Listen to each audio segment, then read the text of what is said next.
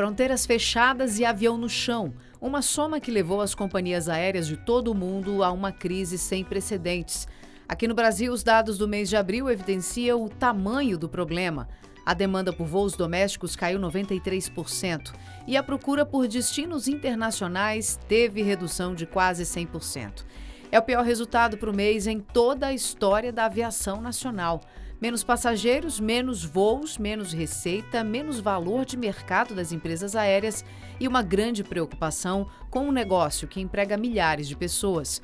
Com uma pandemia sem sinal de quando chega ao fim, como fica o setor aéreo? É o que vamos discutir no Impressões de hoje. Para a gente entender melhor como é que está o setor aéreo brasileiro no meio dessa pandemia, eu converso com o Eduardo Sanovics, ele é presidente da Associação Brasileira das Empresas Aéreas. A gente está fazendo essa conversa à distância, né? Obrigada por nos receber aí na sua casa, bem-vindo. É um prazer conversar com você e com todos os telespectadores da IBC. Obrigada, Eduardo. E eu queria começar logo com uma pergunta bem objetiva: qual é o diagnóstico do setor aéreo no meio dessa pandemia? Nós tivemos uma queda de demanda doméstica da ordem de 92%, da demanda internacional de 100%. A aviação internacional praticamente paralisou. Isso verificamos de março para cá. Representou, se você comparar com a nossa malha normal, nós tínhamos aproximadamente 2.700 voos domésticos diários e chegamos no pico de mínima aproximadamente 180 voos por dia lá em abril, representando uma queima diária de caixa antes da redução da ordem de 45 milhões de reais por dia de voo. Imagina o que é você levantar um 737 ou um Airbus 320 com 18 lugares, com 12 lugares. Portanto, é a crise mais dura porque passa a aviação comercial em todos os tempos. Não há registro de uma crise dessa magnitude. É um baque muito grande, o senhor falou aí em uma queda muito expressiva, que chegou até 100% nos voos internacionais. Como é que as empresas aéreas sobreviveram até aqui? O que sustentou o setor? Tem fôlego? Como é que está a situação agora? Nós, assim que percebemos que a crise estava chegando, os alarmes começaram a acender quando um voo que saía de São Paulo rumo a Milão, com 92%, 93% de ocupação, acabou decolando com 30% dos passageiros, sem que as pessoas tivessem cancelado ou remarcado previamente. Lembre-se, se você voltar lá atrás no tempo, que a Itália e o norte da Itália são o primeiro ponto no qual se percebe a crise no Ocidente, não é? Aí, criamos um pacote de atitudes que tínhamos que tomar, dividido em 3 grandes blocos. 36 medidas, divididas em 3 grandes blocos. O primeiro é pouco visível para o consumidor e para a sociedade, foram ajustes internos. Revisão de contratos de trabalho, revisão do leasing das aeronaves, revisão de uma série de procedimentos. Por exemplo, um dado importante aí é que o setor optou por não fazer demissões. Nós não desligamos ninguém nesse momento, mas uma série enorme, assim, mais da metade do nosso quadro de colaboradores está em licença não remunerada e praticamente todo mundo teve algum tipo de redução de jornada e salário. O segundo bloco de medidas já é mais visível para os consumidores. Nós, aí em debate com o Ministério da Infraestrutura, da Defesa, da Justiça, por meio da Secretaria do Consumidor, com o ANAC, o CAD, Ministério do Turismo, enfim, um conjunto de organismos federais, nós construímos uma agenda que a gente chama de regulação e infraestrutura. Então é aí, por exemplo, que a gente faz o acordo com o Ministério Público Federal, por meio do qual nós permitimos que todo mundo que tinha bilhete marcado para esse período adiasse por até 1 ano sem nenhum tipo de custo. É aí que a gente faz com que a malha regular passe para a malha essencial, no momento em que em praticamente todo mundo a aviação parou. No Brasil, a aviação não parou em nenhum momento, diminuiu muito, mas manteve todas as capitais conectadas, assim como um pouco mais de 25 cidades. Também aí que fizemos o estacionamento das aeronaves nos pátios da aeronáutica e por aí foi. E há um terceiro bloco de medidas que são demandas econômicas, que fizemos ao Ministério da Economia.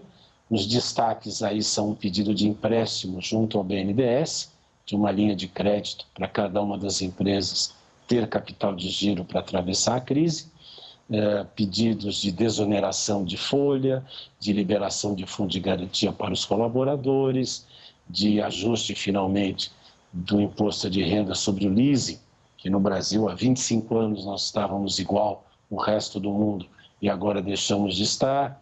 Enfim, temas dessa ordem e esse pacote, esse terceiro pacote, é um pacote ainda indefinido que segue em debate com o governo federal. Com estas medidas, com estas estruturas em pé, nós estamos atravessando esse processo de crise com a perspectiva de chegarmos todos do outro lado dessa maratona. O senhor falou aí muitas questões, vou tentar desdobrar algumas. O senhor falou aí de uma malha essencial. O último levantamento que eu vi a respeito dessa malha essencial, desses voos que continuaram, mesmo esses voos que foram reduzidos, ficaram nessa malha essencial, mesmo essa quantidade que foi programada não aconteceu. Se não me engano, chegou a 10%. Aí a minha pergunta é, como é que vocês estão agora pensando, já há uma expectativa de recuperação? A nossa malha aérea também vai sofrer alguma alteração por conta dessa crise que se vive no momento?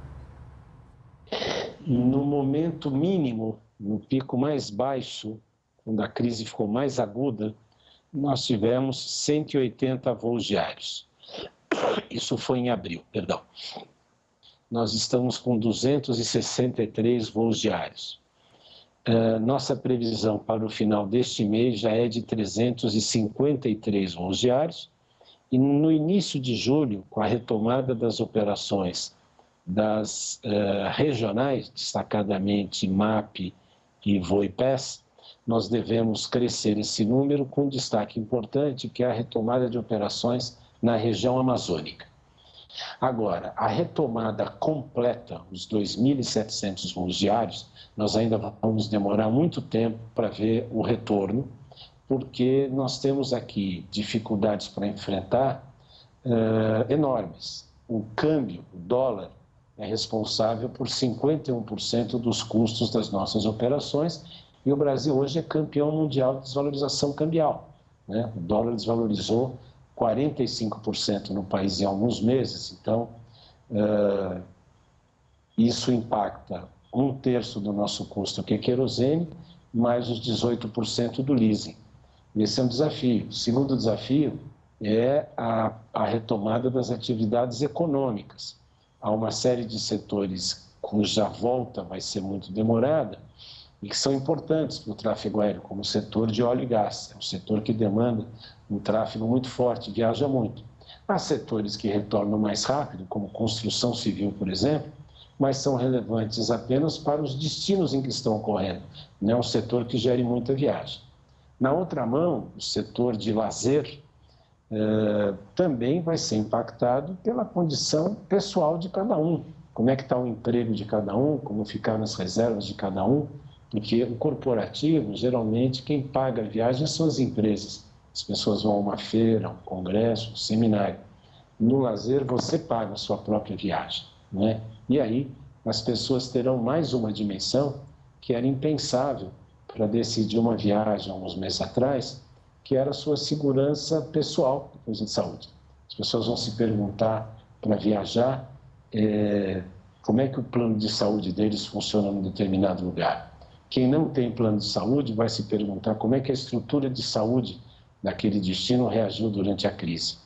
Isso tudo somado nos leva a avaliar que vamos demorar anos, talvez, para recuperar integralmente o volume de tráfego, de passageiros e a malha aérea que tínhamos pré-crise.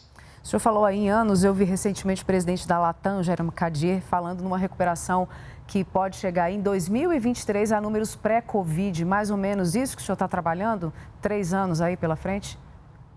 Então, essa avaliação do presidente da Latam leva em conta o fato de que metade da operação da Latam é internacional e essa operação vai sofrer muito para voltar por conta de tudo que todos nós estamos assistindo cotidianamente.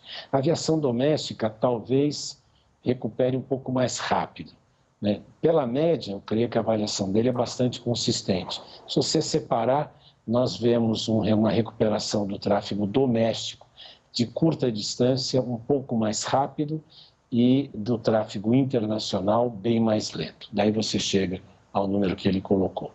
Essa expectativa de crescimento para os próximos dias, para os próximos meses, está baseada em quê? O que vocês já estão vendo melhorar para fazer essa perspectiva?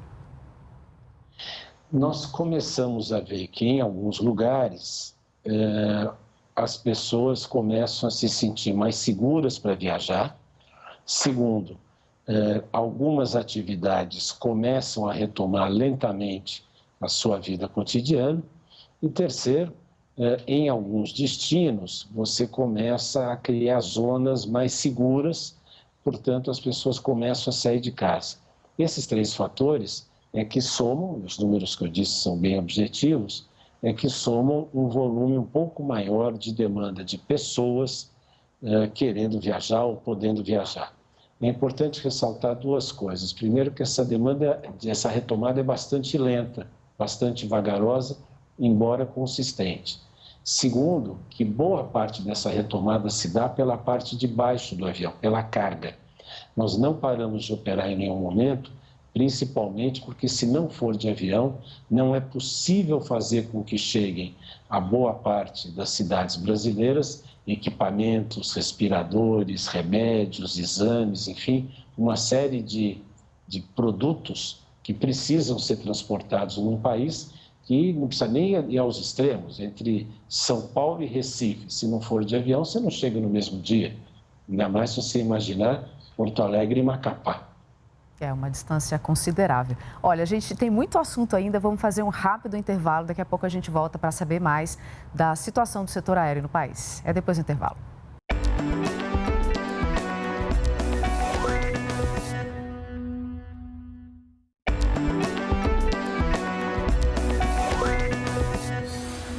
A gente está de volta para conversar com o Eduardo Sanovics, que é o presidente da ABA, Associação Brasileira das Empresas Aéreas. A gente está aqui entendendo um pouquinho como é que está esse setor no meio da pandemia.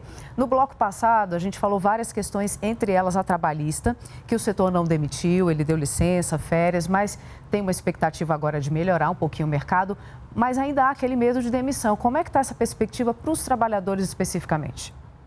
Todas as empresas aéreas convocaram reuniões com os sindicatos de trabalhadores para discutir o que fazer num futuro próximo. Esse não é um tema que está sendo tratado setorialmente, de maneira coordenada, num único ponto, como se fosse um acordo coletivo, porque as situações de cada empresa, as situações individuais, são bastante diferentes. As empresas operam com aeronaves diferentes, operam rotas diferentes, e tem situações objetivas do ponto de vista financeiro e técnico diferentes. Então, elas chamaram os sindicatos e estão começando a debater como serão os programas de revisão de quadro, dado que, de forma bastante objetiva, nós teremos menos aeronaves operando num futuro próximo. Agora, como isso se dará, está sendo debatido de maneira absolutamente transparente e em negociação direta entre cada empresa e os sindicatos, tanto de aeronáuticos como de aeroviários. O senhor citou também no bloco passado esse empréstimo que vocês estão pedindo às companhias aéreas para o BNDES. Essa negociação, em que pé que está? As empresas receberam as propostas do BNDES e do chamado Sindicato de Bancos, no nosso caso liderado pelo Bradesco. A partir desse momento, cada empresa também, de forma individual, continua negociando com estes bancos para que a gente chegue a um entendimento quanto aos critérios por meio dos quais vai se dar o desembolso desse dinheiro e depois a forma de pagamento e retorno. Acho importante ressaltar aqui, a aviação não pediu e nem pede nenhum tipo de subsídio ou dinheiro a fundo perdido. Nós pedimos um empréstimo a ser pago com juros e correção monetária para que possamos, tendo capital de giro, atravessar com a musculatura adequada à crise a fim de que na retomada a gente tenha mais capacidade de competir do ponto de vista doméstico e também do ponto de vista internacional. E se esse dinheiro não sair, se esse empréstimo não sair, como é que fica a situação de vocês? A situação é bastante difícil, certo? Se não sair, compromete a nossa capacidade de recuperação, compromete a nossa capacidade, portanto, vai fazer com que a retomada e o atendimento aos consumidores e aos destinos seja mais frágil e a retomada mais demorada. A gente recebeu a notícia de que a Latam teve um pedido de recuperação judicial lá nos Estados Unidos. Isso trouxe um certo de temor aqui para o Brasil também, né? A pergunta é ótima, porque me dá a chance de explicar. Normalmente as pessoas aqui, quando a gente fala em recuperação judicial, elas veem logo uma empresa quebrando.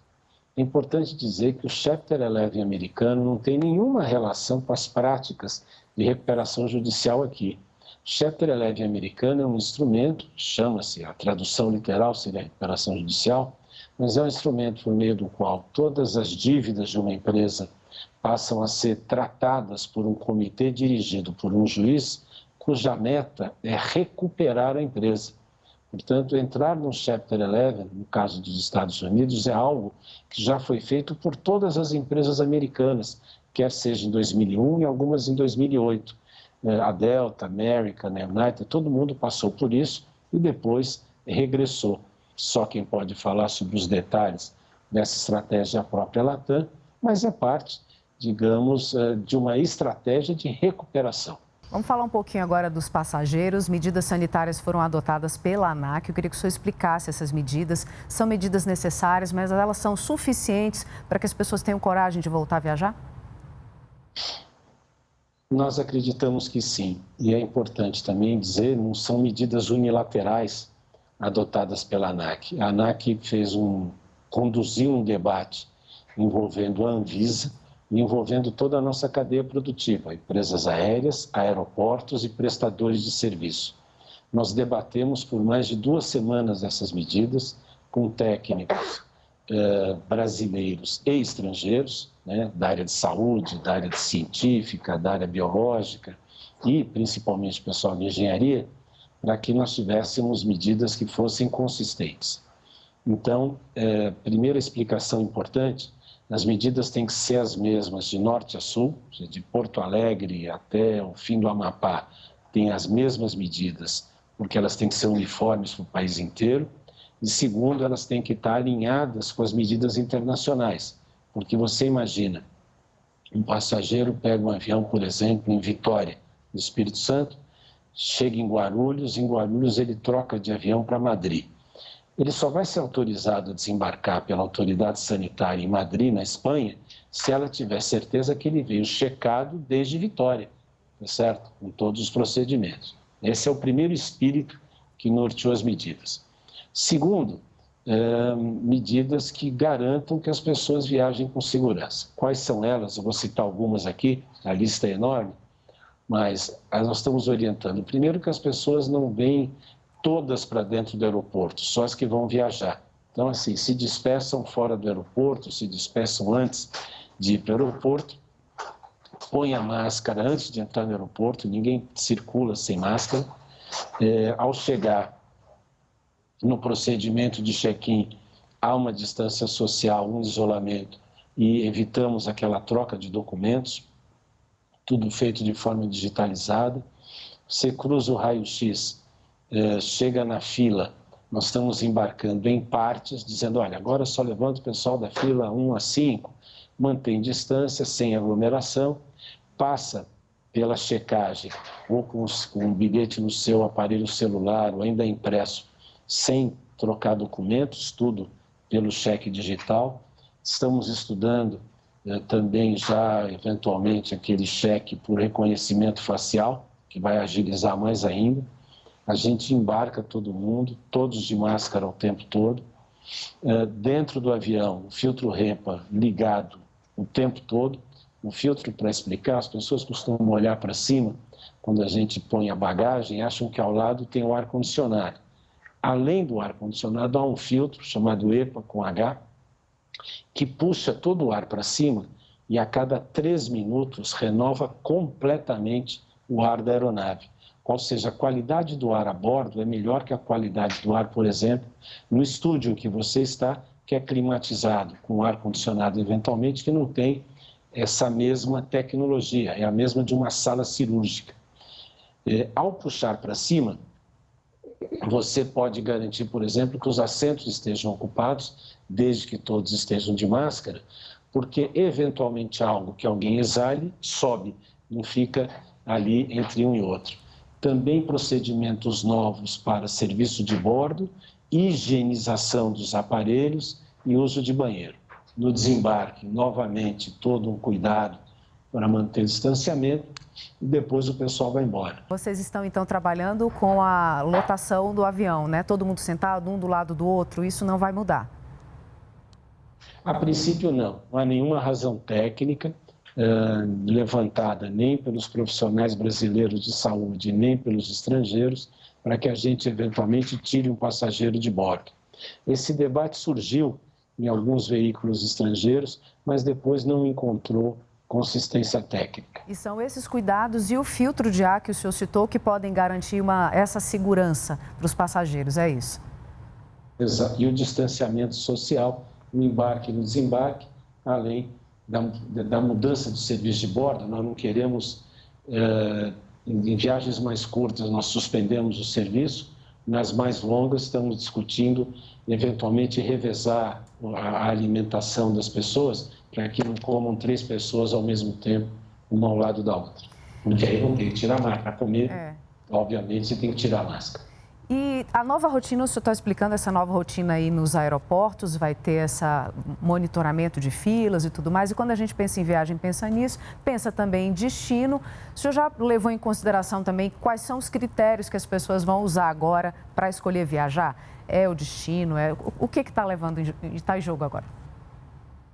Eu creio que os critérios iniciais são os mesmos. As pessoas vão viajar para os lugares nos quais tem um interesse profissional ou técnico, qual seja uma reunião de trabalho, comprar ou vender algo, ou participar de um evento. Nesse caso, as pessoas não elegem o destino, elas vão para onde é necessário. No segundo caso, onde elas elegem, você vai ter uma mudança importante. As pessoas com certeza vão olhar para esse destino e se perguntar, por exemplo, meu plano de saúde me atende se eu tiver um problema ali? Quem não tem plano de saúde, a estrutura de saúde da região dá conta de mim se eu tiver um problema? Eu acho que isso vai ser levado em conta agora. Portanto, a imagem que os destinos estão construindo nesse momento de enfrentamento à crise vai ser bastante importante para definir o hábito da retomada do turismo em cada um deles. A viagem a trabalho é uma viagem muito importante para o setor aéreo. Agora com videoconferência, com home office, isso deve diminuir e vai causar impacto para vocês também, se isso acontecer, né? Esse encontro 1 a 1, essa pessoa que pegava o avião para ir até o Rio, fazer uma reunião de 2 horas e voltar no mesmo dia, com certeza nesse primeiro momento vai ter um impacto. Quanto aos eventos, nós vamos ter que trabalhar, quem produzir os eventos, com 2 dimensões. Os eventos vão precisar ser eventos de conteúdo inédito e importante. Ninguém vai sair de casa para ver um conteúdo de evento, se puder ver pelo Google, ver pela internet. Segundo, a comunidade que aquele evento reunir, as pessoas que estiverem lá, tem que ser relevantes para aquele assunto. Eu preciso querer estar com aquelas pessoas ou achar que aquelas pessoas têm que estar comigo. Tendo essas 2 questões, eu creio que os eventos seguirão. Agora, esses encontros individuais vão acabar abrindo um espaço que, no médio prazo, provavelmente vai ser ocupado pelo turismo de lazer. Para a gente encerrar, o senhor está otimista, o espaço aéreo brasileiro ainda tem espaço para 3 companhias aéreas? Eu sou muito cauteloso. Eu evito muito fazer previsões, cravar tantos meses, tantos % é o nosso volume de regresso. Eu creio que o mercado brasileiro é um dos 5 maiores mercados do mundo, construído a partir de 2002, 2003, com a liberdade tarifária, com um processo importante de aumento de emprego e renda. Para aqueles que são mais jovens, o Brasil, em 2002, transportou 30 milhões de passageiros naquele ano. Em 2015, quando a crise econômica aperta, nós éramos 104 milhões de passageiros por ano. Lá em 2002, o ticket médio era de R$ 800, em 2015, de R$ 370.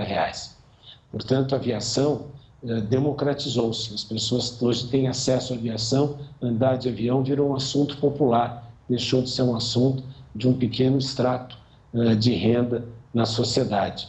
Portanto, nós temos que trabalhar para retomar isso. Se foi possível construir uma vez, será possível construir de novo, porque o país está aqui, as pessoas estão aqui, os aeroportos estão aqui e nós temos problemas muito graves e muito sérios para resolver, mas eu estou convencido que nós temos capacidade e competência para enfrentá-los, equacioná-los e reconstituir toda a aviação brasileira com a mesma dimensão que ela tinha no período pré-crise. Eu agradeço, nosso tempo acabou, infelizmente. Eduardo, muito obrigada por todas essas explicações e boa sorte, boa recuperação para o setor tão importante para o país. Eu que agradeço a atenção de vocês, boa sorte e bom trabalho. Obrigada.